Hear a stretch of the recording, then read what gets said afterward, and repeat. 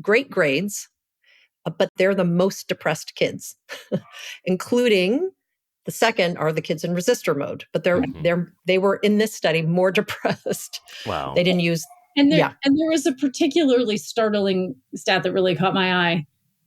Clearly a lot of achiever mode kids do go on to college, a huge number, 30-point drop in kids who drop out because they get hit with that challenge. And the they don't second know year. The second year. Wow. So Jenny and Rebecca, thank you guys for being with us today. I want to put up the book so that everybody can see it, just so that we know we get this out in front here. Everybody, listen, this is a very good book. It's deep, it's thick. It took a very long time to put all this together. And when I know people who actually write books, I like to just kind of hold it up and be like, first of all, one day I will write a book. One day I will be able to put my name on something like this and say I did it. But you guys are amazing. There's so much in here. It's called The Disengaged Teen: Helping Kids Learn Better, Feel Better, and Live Better by Jenny Anderson and Rebecca Winthrop. And actually, it's on Crown, a division of Penguin, Random House. When I say that it's big and it's thick and it's a lot of information in it, that's actually a compliment, because a lot of times the books that we read are thin and they feel like somebody was just making stuff up on the fly, like, parenting advice and things on the fly. There's also some, and I'm not going to name names, there are also some books out that are widely celebrated, but they feel more ideological and less well researched than your book, or less. Yeah, they feel less researched, and they feel like they had an ideology before they started writing it, and they had a place they wanted to get to. Can we just start at the beginning of why this as a topic? Number one, the disengaged teen. Why was it worth spending 3 years of your life just on this topic? And I will have some questions around, did you learn anything along the way that kind of just like blew your socks off or made you think, wow, that's totally different than the way that I thought it? So let's just start with the why. Why the disengaged teen as a topic for a full book?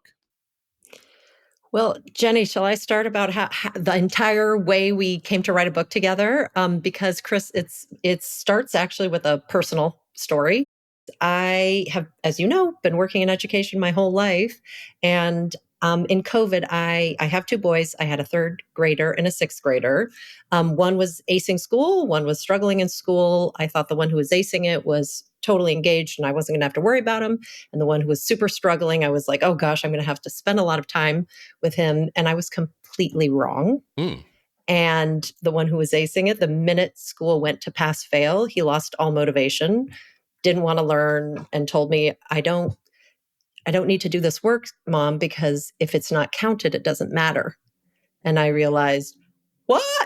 Stab to the heart. I've been talking about learning all my dinner table conversations. No, learning matters. It matters what you learn and the skills. It's not just about the grades. And then the little one who was dyslexic and really struggling blossomed, caught up 2 grade levels in COVID, learning from home for a year and a half in remote school, because all of a sudden he was in a safe space. He didn't have to keep up with his peers and had a different way to learn. And so for me, I thought, gosh, if I can't tell really how engaged kids are with my expertise, and we know, as you know, and we'll get to this more, how kids learn how engaged they are is equally important to what they learn. And grades are not a good signal necessarily for how engaged they are. How can we, make this easier for parents to see, which is immediately when I turned to my favorite education journalist, Jenny, said, hey, you want to write a book? So Jenny, why did you say yes to me? Well, you're irresistible, obviously. But I actually said no first, if you remember correctly. And then yes, she did, by the way. I had to be very persistent. Chris, you said when you started this podcast, like, I can't wait to write a book. And I think Rebecca and I were both thinking, don't do it. It's the sort of painful aftermath of the process. But no, you should definitely write a book. I came to it for very different reasons. I had been a financial journalist for almost 20 years.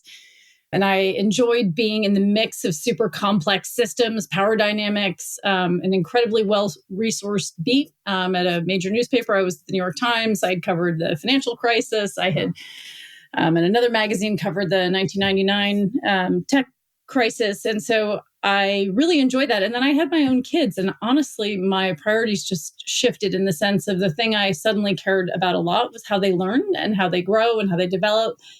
And I was particularly interested in the learning piece. And I found the offering from journalism to be really disappointing. I think there was a lot of good education coverage of sort of the politics of education, but I felt like that's what took up all the oxygen. It was, who's fighting with who? Is it charters? Is it, traditional public schools? Is it, is Teach for America evil, or is it a good thing? There was just there were these arguments that just seemed like not about how do kids learn and how do parents help kids be better learners and what does good learning look like. People say things like, oh, you go into a school and you just know it when you see it. And I'm like, it's been described for something else. And I was like, but if you don't know what you're looking for, how do you know it? So anyways, I was perplexed by the question. I wanted the answer, and I typically write my way through all major problems in my life. I wrote my first book about marriage when I got married. I did a big deep dive on early childhood development when I had little kids. And this felt really pressing as my kids were getting older, feeling like I wanted to understand this. And Rebecca is such a sort of heavyweight in this space. So I didn't want to write a book, which is why I said no, but I did want to write a book with Rebecca, which is why I ended up saying Yeah. Eventually. So I have some very specific questions about the book, but before I say it, just a little commentary. Also, it's so refreshing to have people who are actual scholars and actual journalists, because we've had a dearth of expertise in this country. And something that you mentioned to me, you just mentioned just now, I think is really important, in that so much of the education commentary is commentary. So much of the stuff that we get in the kind of the mainstream, in the content that we see, is political, and it's about things that don't have to do with student learning and student achievement. Which to me is a little bit depressing, because we have millions of kids after COVID that need a lot more attention. They need more resources, more attention, more avenues to learn. And all we can seem to talk about as a society are the politics of it. So a book like yours come along, and this is kind of like, this is manna from heaven, because this is kind of like, let's talk about something that has some research behind it, right? Has some real learning in a nation that has come to poo-poo expertise in a way that's really depressing and cynical. So why don't we dive in? I have like a study guide for myself for your guys, Excellent. for your. So people, just so you know, if you went through the book, there's a lot of stuff in here. There's like 4 modes: passenger mode, resistor mode, achiever mode, and explorer mode. It also goes into things around parental influence, the importance of agency and autonomy, some stuff about neurological development, which is very important. That when we talk about education, we don't usually talk about it in terms of this is human development. This is like intellectual development. We think education is like grade by grade by grade. No, it's human development. And we Yeah. need to actually start talking about it in those terms so we can put some light into the room. And I'm only saying all these things to you guys up front as listeners, so you know how much is in the book. There's stuff in there about addressing resistance with your young people, nurturing their explorer mode, and navigating technology. So that's a lot. And there's a ton in the book about each of those things that I just said. But I did have a question about explorer muscles. What is meant by explorer muscles, and why are they considered essential for teenagers? So, as you said, one of the things, the big thing that we discovered in this 3 years of research was that kids show up and operate in 4 modes of engagement. They're passenger mode, they're coasting. They're in achiever mode, they're trying to knock it out of the park and get straight A's on everything. They're in resistor mode. These are the quote unquote problem children. We'll come back to that because I really do put quotes around that label. And then you've got some kids who get the chance to be in explorer mode, which is where they're learning to be the author of their own lives. In order to be the author of your own life, when you leave the nest and go on to work or college or whatever path they have to practice some of that confidence, self-awareness, and bravery to chart their own path. And to practice that, they need some choice. So that is what we mean by building explorer muscles. And when you give kids opportunities in school or out of school, you talk a lot, Chris, over your career of like learning happens wherever, and it doesn't always have to be in the classroom. And it's true, you can build these explorer muscles in and out of school in different terrains.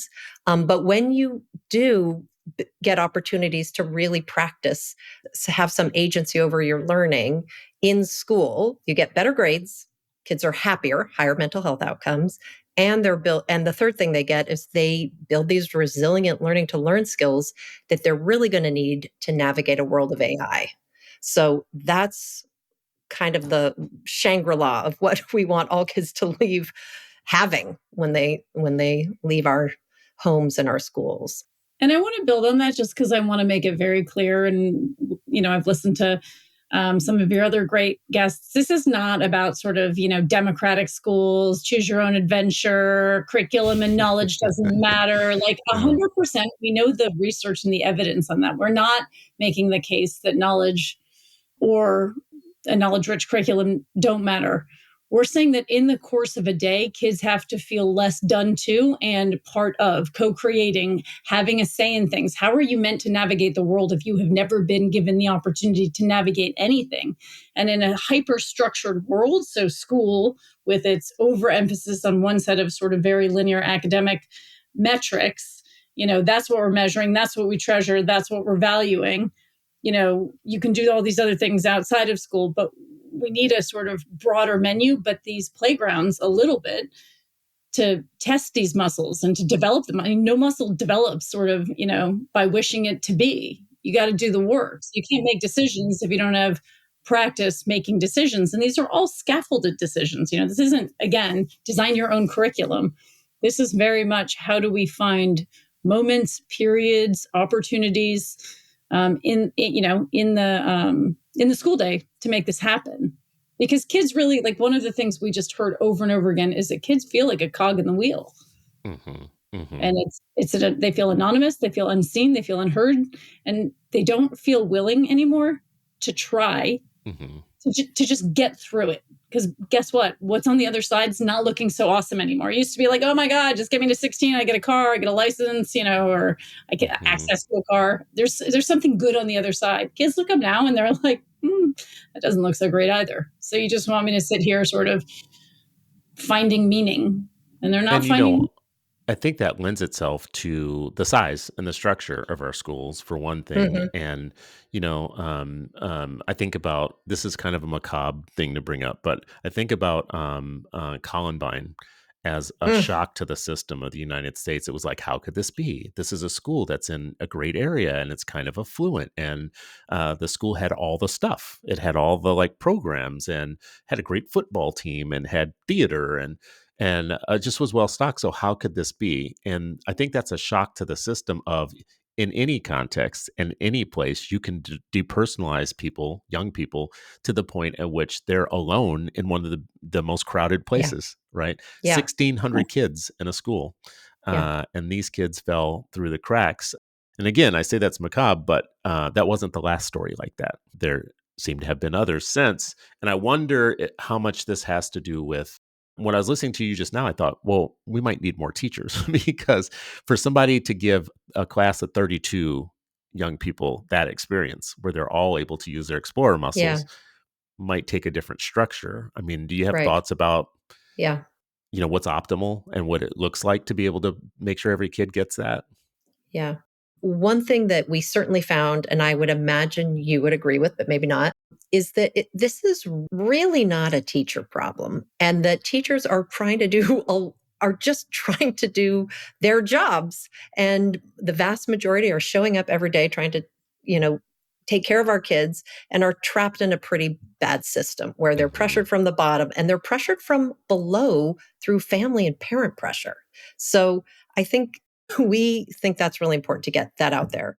The second piece is that there's a lot, I think, that we found, and it's in the book at the end in particular, around become an advocate for change. There's a big toolkit in the book of what can you do to help your kids at home. But at the end, it's if you want to be an advocate for change for your own kid's school and how it's designed, or schools of every kid in your community, here's a little how-to. And there's a lot that actually can happen, and there's a lot that is happening. Now, there's a lot of bright spots on the margins. It just isn't the sort of traditional practice of most schools. I don't know, Jenny, you want to dive in, but just from the margins, I mean, the continuum is there's a lot that teachers can do, stylistic changes they can do, not even new curriculum, not even change their disciplinary patterns, but literally stylistic changes in the language they use when talking to their kids that Mm-hmm. makes a big difference. And a lot of it has to do with respect and perspective taking. So there's that. There's also lots of models where you don't necessarily need more teachers, but you need to shift how the school day works. So, big picture learning that well, they've got 3 days a week. Kids are in high school, 2 days a week, they're out developing explore muscles. They are developing explore muscles in internships in workplaces, Mm-hmm. for example. And then all the way to, school districts who have really, adopted a more authentic assessment and competency-based assessment, et cetera. So, Jenny, do you want to add color on any of those? Yeah, no, I mean, it made me think of Carol Basile, the example of Carol Basile in the book. Chris, you probably Yes. know this example well, but they're doing a big experiment, I believe, in Texas schools with Carol Basile from ASU, Arizona Schools in Arizona particular. State University. Yeah. Carol Basile from the Arizona State University is spearheading a team teaching approach, which is trying to, she made this incredible point, which is, what did we learn in COVID about what humans value in their work? They value not being isolated and they value flexibility. And what do we do to teachers? We isolate them and we give them zero flexibility. So are there ways that we can make teaching more appealing as a vocation and a profession generally? But then if you have this team teaching approach, you are freeing people and resources up to kind of do that comparative advantage thing where you are helping kids in different ways meet the needs that they have. And so I just think, part of it is clearly a numbers game. And so I don't want to undermine the fact that we have a major teacher shortage. That is, that's not a small thing. So where we're magically going to get all these teachers is a legitimate question. But I think if we can, I think this approach of making the job itself more appealing and then a shared enterprise where, Rebecca and I are doing this. Rebecca and I have very different strengths. We're both very good at very different things. And I would love to be in a classroom with her because when a student needs this one thing, go to Rebecca, go to this other person, right? I don't have to be everything to everyone at all times. I don't have to be all the subjects. I don't have to be all the skills. I don't have to be all these things. So it's sort of, to me, the ability for kids to exercise the explore muscles means, and develop this agency we're talking about also could come from the top, could come from giving teachers a little bit more agency around, right, how they direct their days, how they share their load with other people, and there are a bunch of things that have to happen for that to realize we're not naive as to what we're talking about here. But I think we can all agree that, we're at a moment where we do have to think differently, like doing things the same way and doing them harder and more. And, that's definitely going to work. That's just not the answer. So I do want to ask, when we have terms come up like agency, I want to know more about it. So I heard you guys just say that students need agency, and then you went even further. You said teachers could probably use a little agency. And there's a lot of people nationally that are working on like parental rights. And I think what they want to say is parental agency because rights is a little different. What's agency? Why does agency matter? What is it? How do you know it when you see it? We spent a lot of time with this one. And I'm like super annoying because Rebecca would come up with these definitions. And I would be like, oh my God, no. She's like, that's too wonky. Nobody understands that. I was like, what do you mean? It's perfectly clear. Go ahead, Jenny. Go for it. So where we settled, and this is after a lot of academic iterations, is we define agency as the skills and will to set a meaningful goal and marshal the resources to meet it. And there's a lot packed into that. So the skills, I have the ability, which is self-awareness, which we can always do a great job of doing, right? Like, what do I care about? What do I want to set as a meaningful goal? The will, how do I muster the motivation? I don't really like working at night. I need to do my homework as soon as I get home in the afternoon. I really procrastinate when I have a big test because I hate big tests. What are the things I need to do to marshal the resources? Right? A friend who's going to ping me a commitment device, which is my mom. I mean, what teenagers ever ask their mom to check in on their studying? No, none. But, when we talk about the skills, these are strategies, these are abilities, these are motivation strategies to set the goal and then to meet the goal. And there's a lot, as you know, you keep joking about how thick the book is. I think you're going to scare everyone away from our book. It's not It's that not scary. that thick, people. It's comprehensive. So There we go. I like you could comprehensive. you could choose your adventure in this Yes, book. you So there you can. go. So Yeah. But the book is really about how you have strategies. Like, I'm stuck. What are my strategies? Right? Most kids are like, I'm stuck. I'm out. Right? Like that. And that's normal developmentally at some point to be like, I'm stuck. I'm out. And what are we teaching them? I'm stuck. I have 3 things I can do. Right? That is like, there's a step change there, right? Like, which is, I have some strategies. And with more strategies, you might feel a little braver to set a goal. You got a C. I wouldn't mind getting a B. What are the strategies? I have some things I can do. If I take my notes better, if I do flashcards, if I do a Quizlet, if I talk to someone about it, talking through stuff really helps me learn stuff, right? If I have these strategies, I can set the goal and I can draw on these strategies to try to get there, right? That is what we mean by agency. Rebecca, did I do okay? Yeah. And the one component that I think is really important that you didn't lift up, but is in there, is feeling confident to ask for help.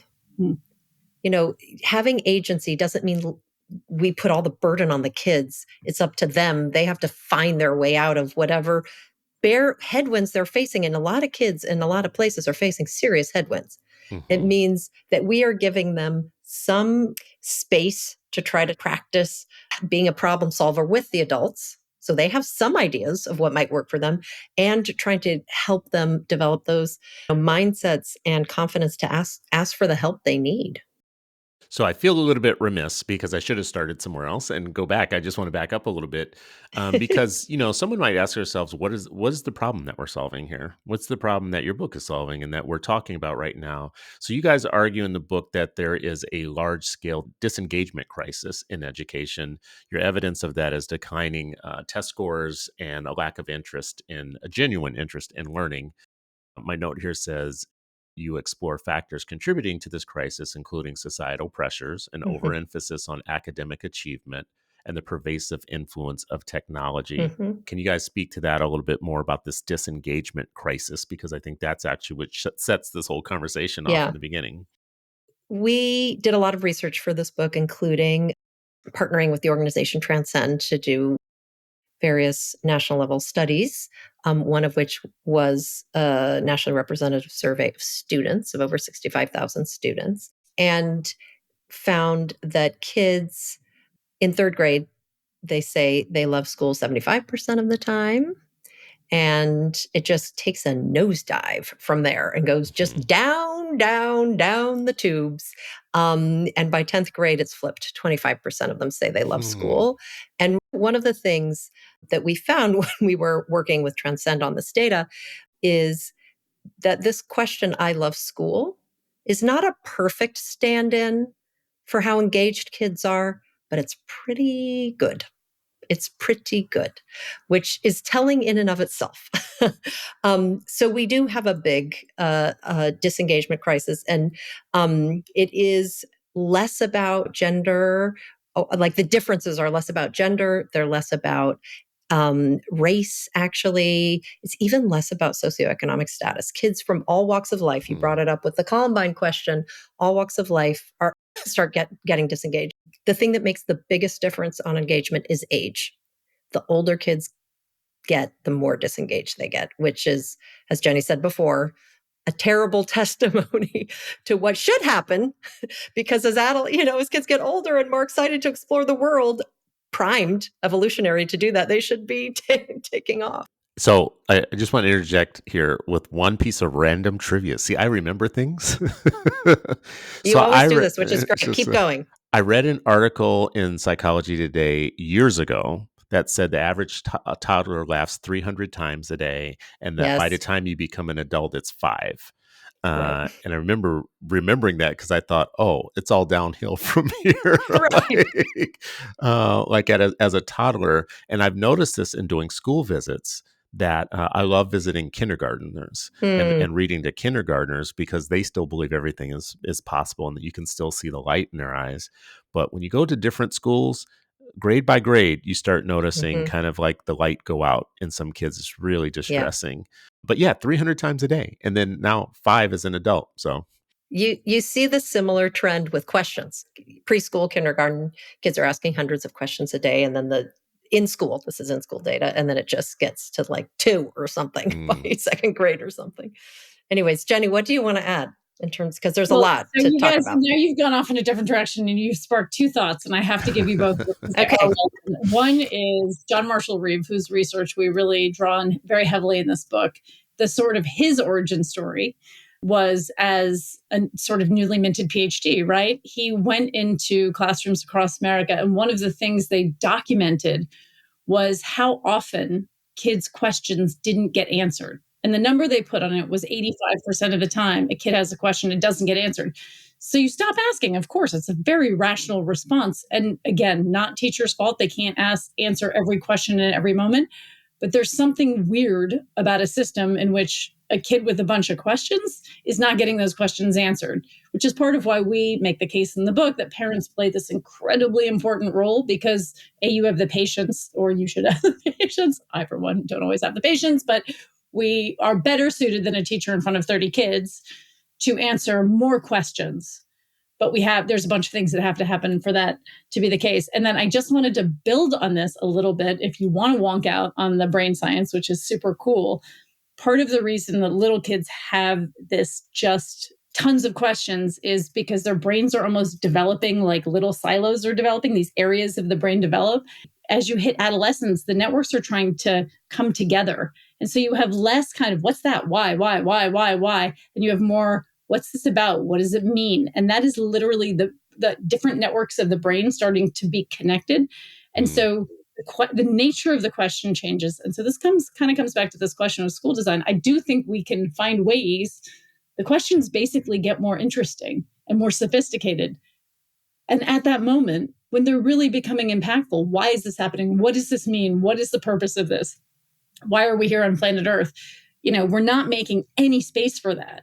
And that's really problematic because that is also tied in with identity formation. So I've just taken us on a total tangent. I'll let you take it back over. no, that's actually really, I mean, first of all, I love tangents because especially when they have research attached to them because that's my way of asking questions and getting and learning and always learning Hmm. is I want my questions answered. I wonder, in that case, you're listening to a teacher's delivering content of something. You're all supposed to remain quiet. But as that teacher is talking, there might be 30 kids that have questions in their mind that are popping up. And I wonder if this is a place for AI, as in real time, as someone's talking, a teacher's talking, be able to say, what do you mean by X or what is this? So number one, those questions can be captured and answered at a later date. For one, what are kids thinking about and what are they Mhm. asking themselves as you talk, rather than do what I did as a kid, which was daydream myself out the window, Right. because possibly because there was no call and response. It was just Right. I listen, you talk, and Yep.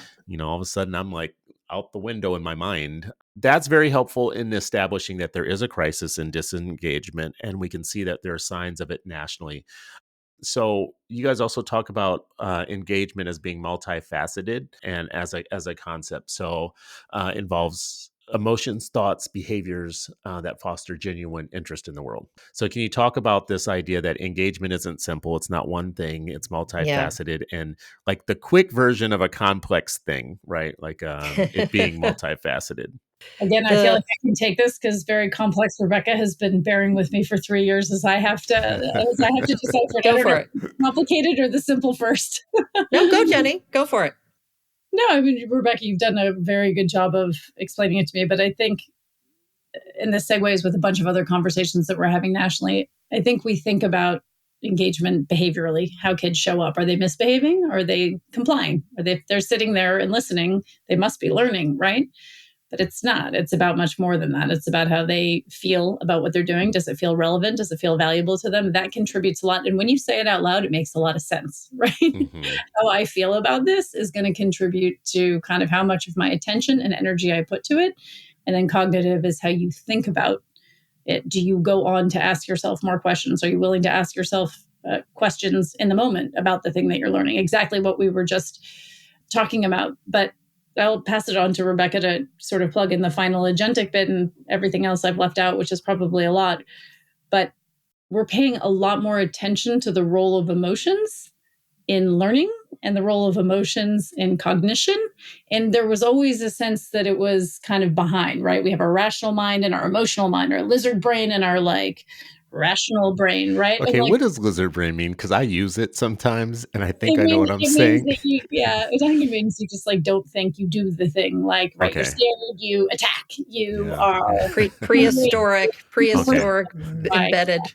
That's what I thought I was saying. So when I say it, That's so my interpretation, by the way. that's I helpful. don't like. But the piece of this that excited me as a real layperson, and again, Rebecca's an academic in this space, so not as new to her perhaps, but was like, again, it's super obvious that emotions are going to play a really significant role in learning. But I think we're getting a real sort of neuroscientific and learning science and psychology affirmation of just how much it matters. And so that's not that we need to like hug every kid every day and make them feel that they're amazing. That was like the self-esteem movement. It failed spectacularly and with good reason. But like investing in how kids feel about being in a classroom and about asking a question and about, taking some of the risks that learning requires, like that stuff matters hugely, and it's not soft and it's not non-cognitive. It's like all these terms we've given are inadequate.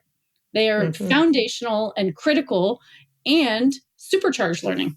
So this is why it takes some of my conversations so long, because you will say things and it will trigger me. So you just dropped in there kind of casually that the self-esteem esteem movement failed. Can you just do me like 2 seconds on that? Like why? I think it ended up very empty. It became very much about telling people they were amazing, but not letting them develop the evidence or sort of requiring that they show to themselves that I mean, I can speak to this movement. My mother gave me a self-esteem bear. You hugged it and it said, "You are awesome." Like It's a little bit like my son came. I'm just interjecting, Jenny, because the techniques haven't necessarily gone away in education. My son came back in second grade with a grit yo-yo and a grit poster.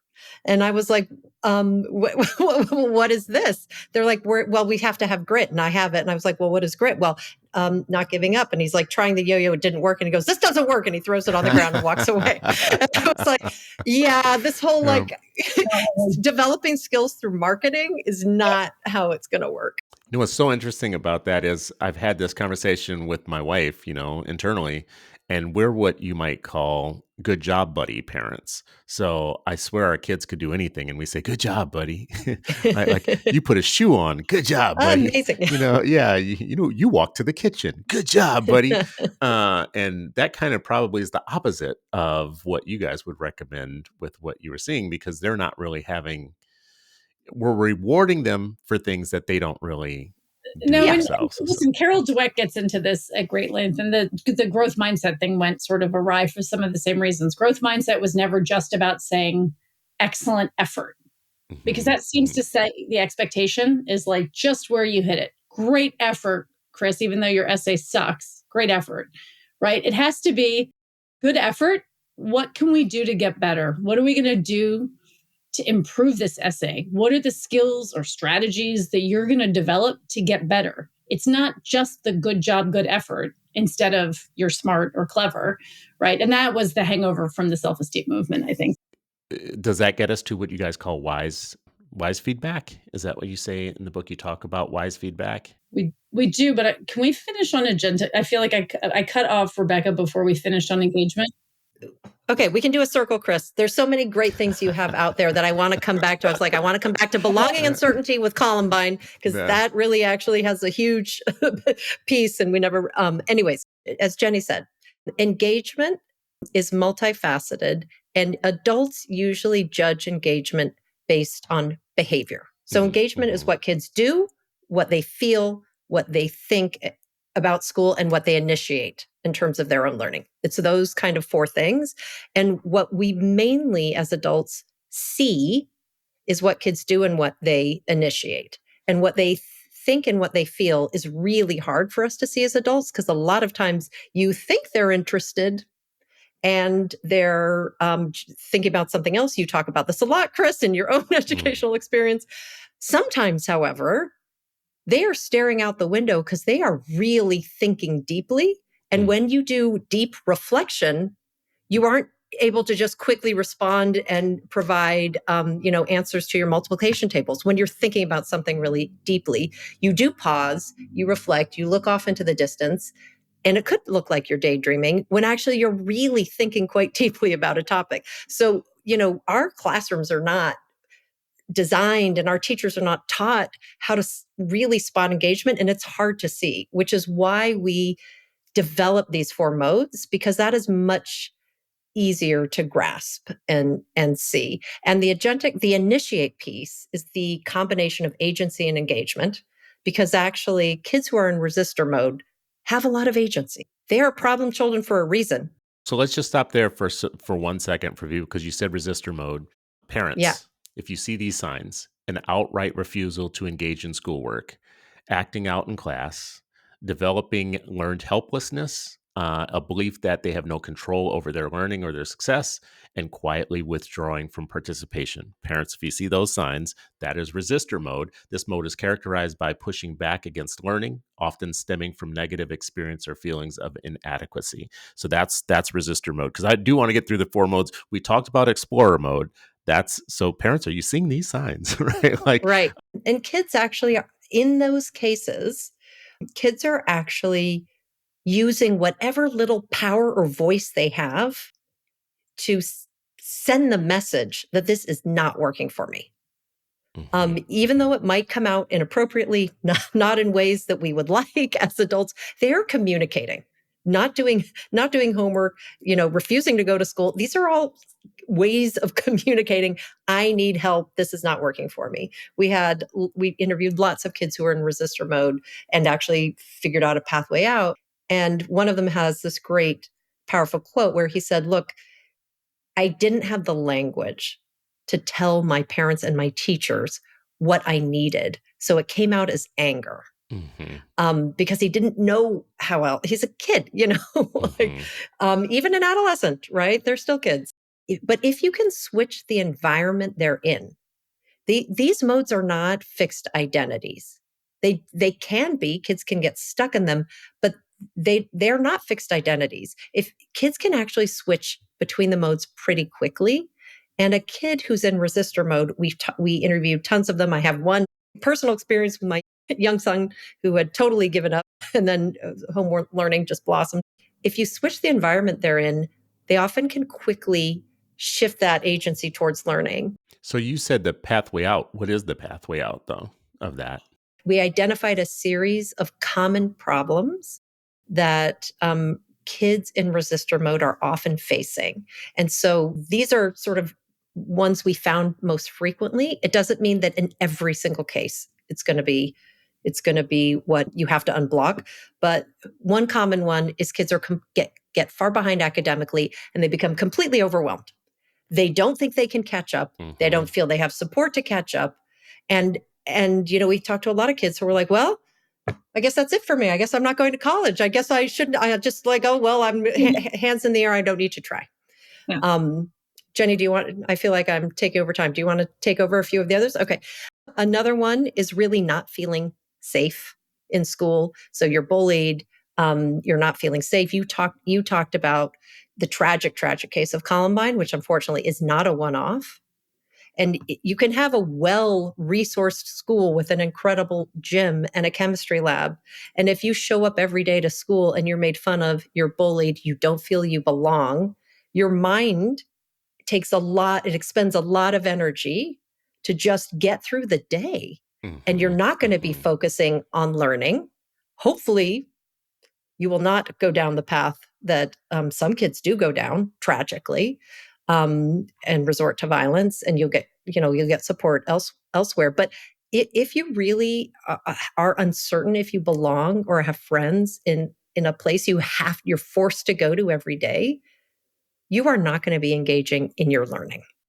I'm thinking that for a lot of parents, this is probably a very common one. Out of the 4 modes, and maybe it's just because I have a student that feels very much like this is us. And we don't have a lot of solid answers for confronting what we're doing right now, except for We're It's just very tough. therapeutic with whatever we can do. Can we move a thing here or Yeah. there, Yeah. but we're still working within a system Yeah. that isn't made for Mhm. flexibility in a lot of ways, which becomes Yeah. our problem. Like Yeah. unless we decide to homeschool, Yeah. we're dealing with a system that sometimes isn't entirely flexible enough to like, Yeah. I mean, you get it. They've got 1,000 kids in their school. Yeah.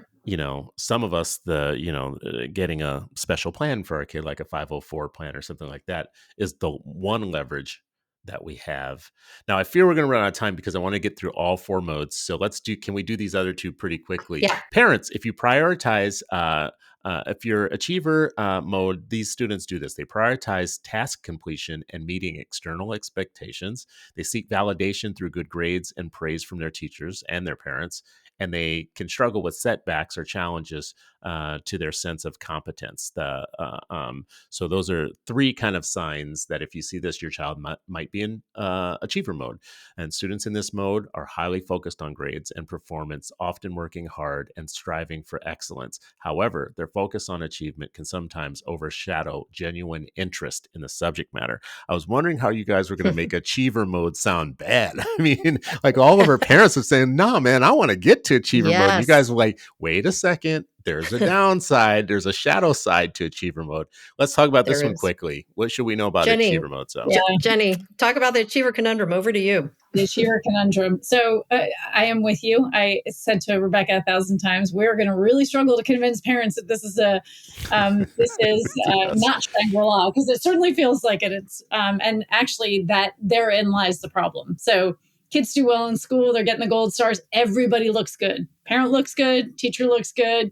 Kids getting lots of praise, right? And obviously, at a certain point, that is everything we want. The challenge is many kids in this mode are simply absorbing external expectations as the one thing they need to do. They have no internal compass about what they care about or where they want to go. And as soon as you remove the hoops, they don't know how to jump through. And the first time they fail, and it will happen to every single kid in the world, they fall apart. They're very fragile.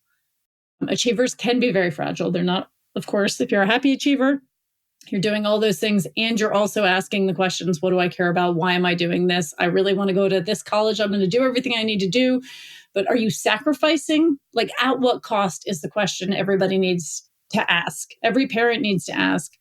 My kid is knocking it out of the park. At what cost? Are they sleeping? Do they have friends? Do they seem super stressed out all the time? That is not what a 16 or 17-year-old is meant to be. That is not the way they are meant to be. Moments of stress, final exams, great. Step up, achiever mode. This is exactly the moment to go all in, right? Get focused, work hard, be a little stressed. Channel that stress the right way. But if you are like that perpetually, that is not healthy. And the truth is, achiever mode kids have some of the worst mental health stats behind them than any of the other modes. Rebecca, you can help me with this research, but I'm thinking of the Peck research. Wang and Peck. It's basically, if kids are, it's longitudinal research across high school and looked into college, how kids did in college. And if kids are behaviorally engaged, that means what they do, they show up, go to school, and they're cognitively engaged, how they think, they're doing the deeper learning strategies, but they're not enjoying it, they're not interested, so they don't feel great while they're getting, great grades, but they're the most depressed kids, including the second are the kids in resistor mode, but they were in this study more depressed. Wow. They didn't use. And there was a particularly startling stat that really caught my eye. Clearly a lot of achiever mode kids do go on to college, a huge number, 30-point drop in kids who drop out because they get hit with that challenge and the they don't know second year. The second year. Wow. So by sophomore year of college, they're enrolled at the same rates in the study, which was very large, as kids in what we would call resistor mode. Wow. And so and I think it's a short-term, long-term thing. In the short term, it's like, we're doing it. Let's just hope it keeps going, right? And I guess all we're saying is, again, at what cost? And try, it is your job as a parent to play the long game. Like, we really have to play the long game. I have one of these kids, and I can tell you that everyone's like, oh my God, it's amazing. And I was like, except that every day I'm worried about all this research, that says that. See, that's the problem with being a researcher. That's the problem She with should being. just be. I know. I was like, I've got a bunch of passengers and explorers, and I wish they'd achieve occasionally. That's like when your mom's a psychiatrist. That's like you just worry all the time that. I'm like, bask in it, baby. Yeah. One of the ways that she's not a fragile learner, and she's pretty happy. So, anyways. So I internalized this one because I have a child that fits this description. I do have one. So I have one in resistor mode. I have two that might be an achiever, but they're so self-directed. And I'll just give you one example. One of them, with our help at all, got himself a full schedule of AP classes and some pretty tough ones at that, stats and calculus and these other ones. And we had no hand in that. We just looked up one day and that was his full schedule, and he was getting A's and A pluses in those classes. And I'm like, whose kid are you? Because listen, that is definitely not hereditary, but he still plays two sports, very gregarious, didn't take it too seriously, to be very honest with you. And maybe because it was kind of easy, but it was like an accessory to his lifestyle. It wasn't his whole lifestyle. It was like something he wanted to do. He's got some balance. Yeah. And we didn't push. But my oldest son, when he got out of college, he went to teach in another country, and I won't say what country it is, but he was teaching kids that go to school all day, go home for a little bit, and then go to school after school. Mm-hmm. And we know the region. Yeah. The pressure on those kids, I think it was jarring to him. The achievement pressure that was on them. Yeah. And everything you guys say about that could be the depressing. It could be hurtful and harmful. But listen, their PISA scores are probably pretty good. Yeah, and their suicide rates of kids who don't get into college or pass exams are really freaking high. That's so it. That's the lesson to me. What's important to you? At what cost? At what cost? All right. So we had one more mode. Parents, this is passenger mode. This mode represents a passive approach to learning where students go through the motions without much enthusiasm or deep understanding. Students in passenger mode often complete assignments with minimal effort, lack genuine interest in the material, and may procrastinate or avoid challenging tasks. So parents, if you have this one, if this sounds like you, that's what we're talking about now. So tell us more about passenger mode. About half the kids in the research we did with Transcend that we surveyed said that they had school experiences that were kind of like meh. They didn't care much one way or another. And so, the passenger modes are the kids that are coasting. And we found that there's a couple of big reasons for this.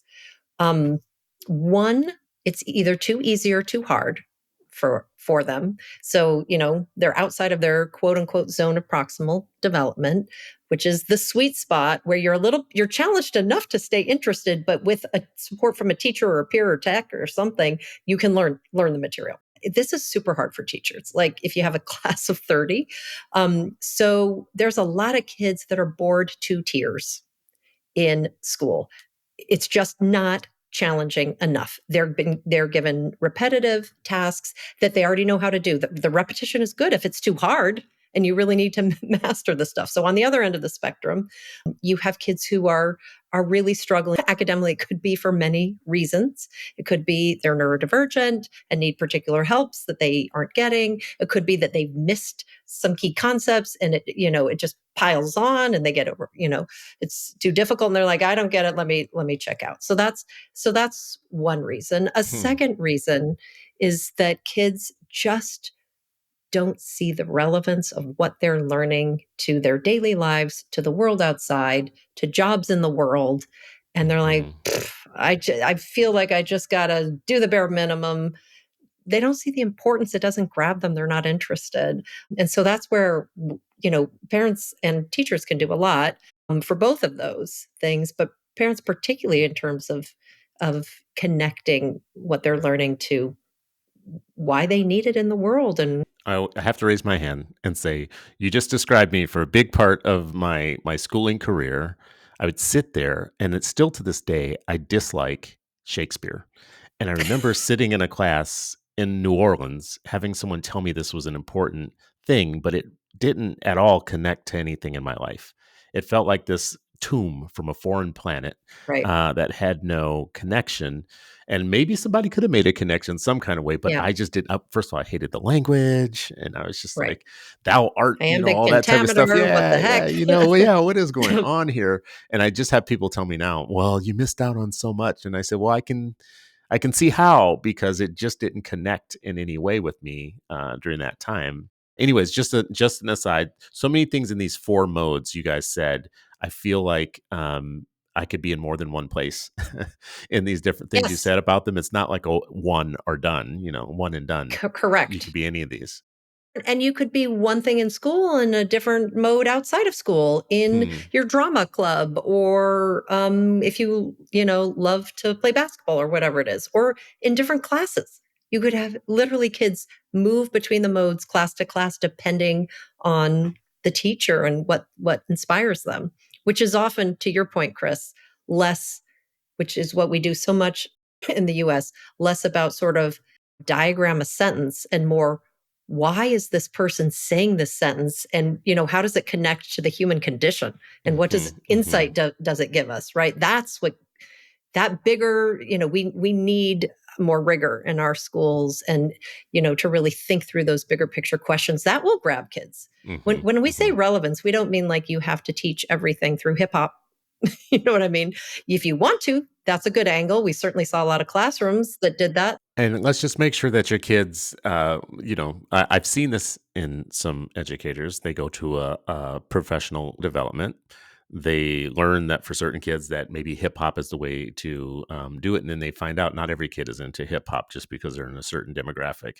And not every kid, maybe it's kind of like this, I bring this up all the time, the Ruby Payne stuff from years Mhm, ago, where it was teaching mhm, teachers how to talk to kids in poverty. It was called a framework mhm. for poverty or something like that. Yeah, It yeah. had a lot of precepts in it, like these kids value humor Mhm. over learning or something like that. So, anyways, Jenny, it looked like you were going to jump in there. I do have one last point, and Yeah, then a little final question for you guys. It'll be like the yeah. big fireworks I question. Not wanna really, but sort of I want to tie together a bunch of things that we're sort of dancing around, which is, one of the key messages in the book is, guess what? No silver bullets. Every silver bullet is malarkey. I don't know if we're allowed to curse on Mhm, the show, so I won't. You have to sort of figure out the mode your kid is in, and then figure out the kid you have, and then figure out which of the strategies, and we talk about a lot, might help them, right? So this isn't like one size fits all, because what you're talking about is a kid can change. We have this one character in the book, Stella, who we love to pieces, who literally in French was an explorer, in English was a resistor, in math was a mhm, resistor, in mhm, chemistry, sorry, in chemistry was a resistor. She could articulate beautifully precisely why she did the things she did in each of these classes. And we interviewed her over 3 years. So we got to watch it evolve. And it was really interesting. Her behaviors made so much sense as she got older and was able to explain them, and we could sort of see her develop. But, humans are messy, right? We are messy. Anyone with more than one kid knows that whatever strategy you use with one is not going to work with two, and certainly probably won't work with three or four. Maybe a few things along the way, but not a lot. And so there is a lot. I mean, part of the reason the book is so substantive, is that the word we use? Is that we really are trying to acknowledge that kids are different, right? And you're going to need different things for different kids. And you're going to, even within a mode, there might be a different strategy that works one way or the other. So I just wanted to sort of clarify, definitely these modes are not identities. Kids can pass through them. Key message: if you're a parent and you see them getting stuck into one, hop two. Like that's you. This is why you need the book. Read the book. Yeah, I want to drive that home for people, because there's a tendency sometimes when people give you these archetypes or these kind of set titles to latch on to one and say, that's me. It's kind of like horoscopes. People read a Mhm. horoscope and they're like, oh, I'm totally a Cancer. And you're like, yeah, but I just gave you a Virgo one. And Right. and you said it Right. was me. So we don't want people to do that, because you guys make it clear in the book that these are dynamic states. These are not like Mhm. a fixed place of being, and it can change in response to your learning environment, your emotions, what your day is like, your perceptions of your own abilities or whatnot. So parents, don't latch on to one of these as a personality type. Latch on to them as a state that you could be in. Like, one day you're in a different emotional state. You're not stuck in that forever. And Yeah. a lot of it can be in response to what I said. Like, your environment can make a difference. Your learning environment Yeah. can make a difference. I would say, Chris, for that, don't latch on to them as a label for your kid, but use them as a guide for where your kid's out, so you know how to help them get out of their, Yeah. their funk wherever they are, and actually build those explorer muscles. That's what we Well, really this will want. be hard for us because I just want to drill this home, especially those of us who've been around a long time and have had corporate trainings and all that. If you did Myers and Briggs, you walked away saying, Yeah. "These are my 4 letters." I'm an If you know ESTJ. exactly, and if you did Strength Finders, you would say, "My strength Mhm. is woo," Mhm. and that was supposed to mean so much about you. Right. That those weren't states; those were kind of like a Right. tattoo of who you were supposed to be. I'm sorry, Jenny, jump in. No, I just wanted to sort of round that out for all of us. And this is tricky, especially if you have a kid who perhaps has acted a certain way for a long period of time. Like, the more we believe they can change and grow, the more they will be able to change and grow. Like, it Mhm, has to start with us. And so mhm, that's hard, right? You have a mhm, kid who's behaved a certain way for a certain period of time, and you're thinking, I've got a lazy kid. And it's like, well, do you believe that kid can change and grow? Because as soon as you do, that's the first step to help them believe that and give them chances and build up evidence so that they have opportunities to change that. But if we kind of think, oh, you're just a passenger, like, where's the potential for growth in there? And there is so much. And so we're very clear to say, like, starts with you. There's always growth. We hope parents see this and say, I want to help you get unstuck so that mhm, you can mhm. be an explorer, so you can move through the modes. You deploy the mode you need for the moment you're in your life. Got exams, achiever mode, right? Something bad is happening at school, resistor mode, right? Use that mode when you need to let people know that things aren't working for you. Passenger mode, you feel like you're burning out, coast a bit, right? We all need that sometimes. Sometimes you got to just take your foot off the pedal and just, you know, coast. So So I'm going to start using this as a guide for my wife without telling her. I'm going to say, which mode is she in? What mode is she in right now? Is she in resistor mode or passenger mode, achiever mode? Uh, it's Let like us know how it turns out. yeah, She'll yeah. never find out that you're doing this. You're not I'll telling the never, world anything. never I Yeah. have tell to her say, I'm that. not So, fully endorsing this in a marriage. My first book was about marriage. I don't think that these two, near the two should meet. you don't think that would work?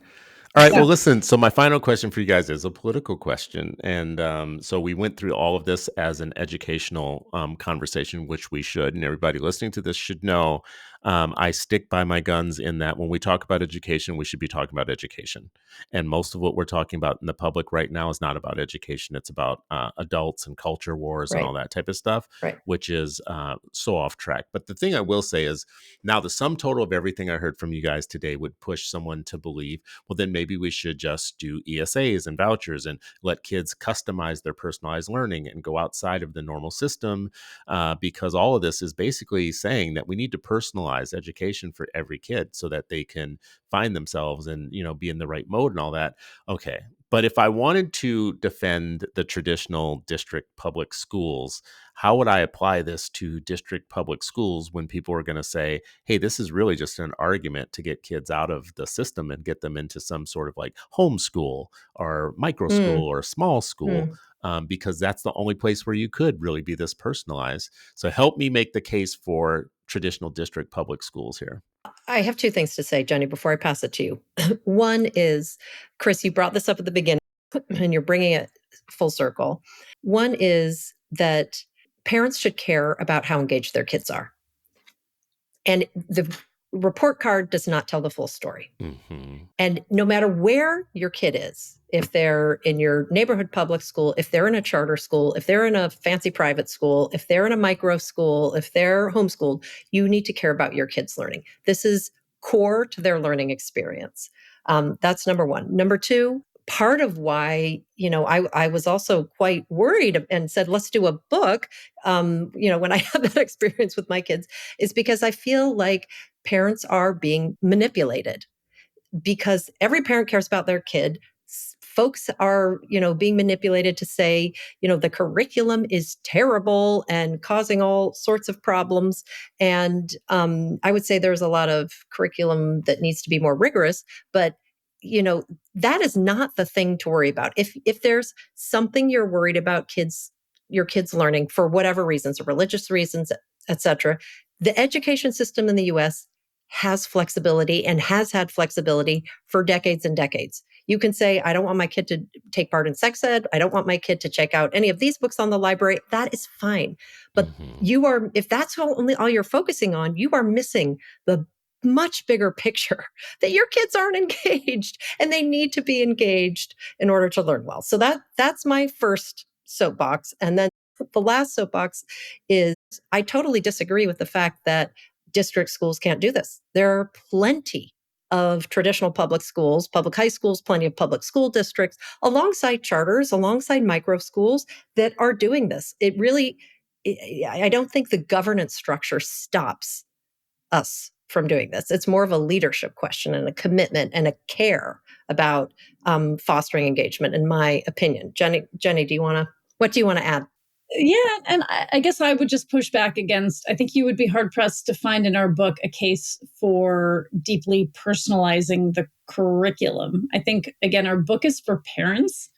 And we are saying if there is one person who can personalize to your child, it is you. We are not saying that schools should make the curriculum super entertaining and, teach every kid through hip hop or personalize every single kid so they can choose their own adventure or be democratic. Or not teach them U.S. history and not teach them government, science. I think the case we're making is schools probably on one level can't do that. I mean, I don't mean to be contradicting Rebecca's point about plenty of districts, plenty of schools can do this and are doing this. But even if they're not, the case we're really making is parents, you 100% can. And it doesn't mean that you have to be a content specialist. And educators, there are these incredibly small tweaks and changes within the system that exist that we can make that can build agency for students and can improve their experience of learning. And I guess my last point, and I think it's sort of been made, but I feel strongly that we've just spent a lot of time with a lot of kids for whom school didn't work for them. And I do have to fall down on, if it's not working for you, you have to do what's right for your kid. I mean, there are a lot of kids who are suffering a lot right now. And if the school is not working for you, if your kid has mental health problems, if they're going to school every day and feeling depressed, suicidal, self-harming, you got to change things. And you got to do what a parent does, which is find the thing. Absolutely. Let's, find the next thing. Find the thing. And so, to me, that's not political. That's good parenting. Well, listen, first of all, I thank you guys very much for coming on today. As always, I'm always learning on Always Learning, our show here. Today, we've been talking with Jenny Anderson and Rebecca Winthrop about the Disengaged Teen, helping kids learn better, feel better, and live better. This is on Crown, a division of Penguin Random House. It will be available. It's available right now for pre-order. It will be available, I saw on Amazon on January 7th. So you want to pre-order it now. I did this morning, so I have 3 or 4 copies now. Awesome. I've got a hard copy, I have a PDF copy, and I'll have a Kindle copy because I support sustainable reading. Not really. People challenge me on that last one. It's not sustainable if they have to stay in the servers. Anyways, well, first of all, Chris, yes. Just one thing. If people do pre-order before the book comes out and they go on our website, thedisengagedteen.com, and they put their little order number in, we have a bunch of content that didn't make it into the book that we will send you as little thanks giveaways. I appreciate that so much. I asked the authors, guys, if we could see in the future that there should be something kind of like study guide, worksheets, things that you can take for different, events. Or this could be a great church conversation. This could be a great book club conversation. This could be a great PTA discussion. This could be a discussion that could be had in many different venues. So I support communal learning. I learned something today, but you guys go out and learn with others. And final, just listen. I don't think researchers get thanks enough. So thank you too for dedicating 3 years of your life to make this a solid book, to make this a solid read and make it good. I got to put that last part in there. It's good. It's actually good. So spend some time making something good. And as always, guys, we appreciate you for listening and watching, and share the show with others. This has been another episode of Always Learning, and we are always learning. We'll see you next time.